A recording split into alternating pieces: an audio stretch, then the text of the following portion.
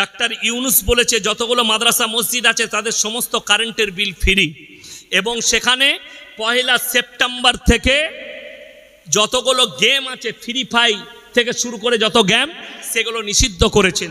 আর একটা তারিখ দিয়েছেন, সেই তারিখ থেকে বাংলাদেশের পর্ন সাইটকে অফ করে দেওয়া হবে, পর্ন কেউ দেখতে পাবে না। জোরে বলুন সুবহানাল্লাহ।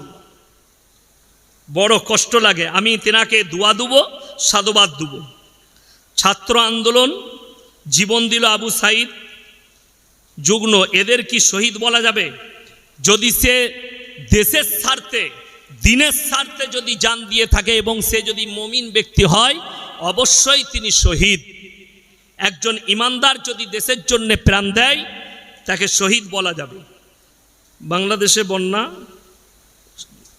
ক্ষতিগ্রস্তদের জন্য শেখ আহমদুল্লাহ সাহেবের ফাউন্ডেশনের সম্পর্কে